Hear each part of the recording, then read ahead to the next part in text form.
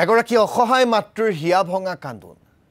জটিল ৰোগত আক্ৰান্ত পুত্ৰক লৈ অসহায় হৈ পৰিছে মাতৃগৰাকী ঢকুৱাখানাৰ সমজিলা সোণাৰী চাপৰিত নিবাসী মথুৰা বৈশ্যৰ ২৬ বছৰীয়া কনিষ্ঠ পুত্ৰ ভদ্ৰশীল বৈশ্য বিগত এটা বছৰ ধৰি আক্ৰান্ত জটিল ৰোগত বৰ্তমান জটিল ৰোগত আক্ৰান্ত হৈ শয্যাশায়ী ভদ্ৰশীল সৰুৰে পৰাই আছিল ভদ্ৰ আৰু নম্ৰ প্ৰকৃতিৰ সোণাৰী চাপৰি চাৰিআলিত সৰু এখন পাণ তামোলৰ দোকান দি জীৱন নিৰ্বাহ কৰিছিল ভদ্ৰশীলে জটিল ৰোগত আক্ৰান্ত হোৱাৰ পিছত কৰা হৈছিল অস্ত্ৰোপচাৰৰ পিছৰে পৰা শয্যাশায়ী হৈ আছে ভদ্ৰশীল দুৰ্ভগীয়া ভদ্ৰশীলক পুনৰ সুস্থ কৰিবলৈ প্ৰয়োজন বৃহৎ অৰ্থৰ আৰ্থিক সহায়ৰ বাবে কান্দি কান্দি মাতৃৰ সহায় ভিক্ষা মুখ্যমন্ত্ৰী তথা ৰাইজৰ ওচৰত এই সন্দৰ্ভত আমাক সবিশেষ জনাব প্ৰতাপ দত্তই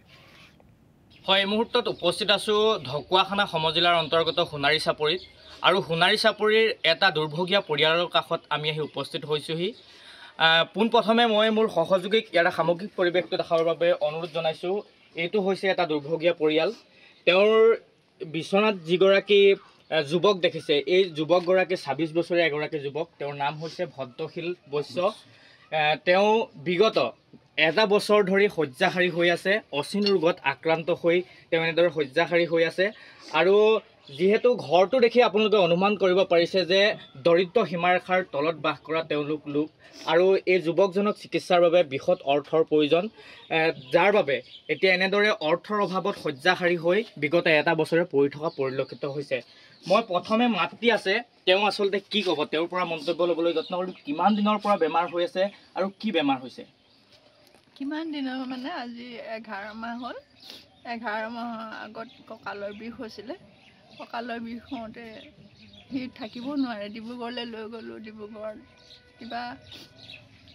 বন টিভি হ'ল বুলি ক'লে তাৰপিছত আকৌ কিবা ঔষধ দিলে ঔষধ দি ভাল নাপালে 3 মাহৰ কাৰণে দিছিলে তাৰপিছত ভাল নাপাই পিনি আকৌ গুৱাহাটীলৈ নিবলৈ ক'লে গুৱাহাটীত লৈ গ'লোঁ গুৱাহাটীত লৈ গৈ পিনি অপাৰেশ্যন হ'ব বুলি ক'লে ডক্টৰে তাৰপিছত অপাৰেশ্যন হৈ গ'ল লগে লগে অপাৰেশ্যন হৈ পিনি এতিয়া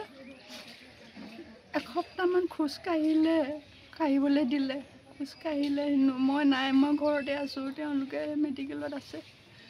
তাৰপিছত আহি ঘৰত যেতিয়া ৰিলিজ দিলে ভাল হ'ল বুলি ঘৰত আহিলে ঘৰত আহি এতিয়া আজি একেৰাহে আজি 6 মাহ 7 মাহ মেডিকেলত 3 মাহ ডিব্ৰুগড়ত 3 মাহ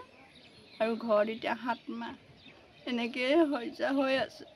উঠিবও নোৱাৰে মেলিবও নোৱাৰে আৰু একো খাবও তেনেকৈ নোৱাৰে মাজে মাজে খুব বিষ হৈ থাকে ভৰি হাত কাম নাইকিয়া হৈ গৈছে কি কৰিম এতিয়া উপায় নাই ডক্টৰে বাহিৰলৈ নিব লাগিব বুলি কৈছে নেকি ডক্টৰে বাহিৰলৈ নিয়াৰ কথা কৈছিলে কিন্তু আমাৰ সক্ষম নাই নহয় নিবলৈ এতিয়া ইমান বাহিৰলৈ কেনেকৈ নিম আৰু সেইকাৰণে সকলোকে নমস্কাৰ কৰিছোঁ বিধায়ক ছাৰকো নমস্কাৰ কৰিছোঁ যাতে মোৰ ল'ৰাটোক অকণমান যেন চকু দিয়ে অকণমান কিবা এটা সঁহাৰি পাম বুলি আশা কৰিলোঁ মুখ্যমন্ত্ৰীলৈ কি আহ্বান জনাব কিবা এটা টকা পইচা কিবা এটা আহ্বান জনাইছোঁ আৰু ধন্যবাদ জ্ঞাপন কৰিছোঁ আপোনাক এই মুহূৰ্তত প্ৰতাপ দত্ত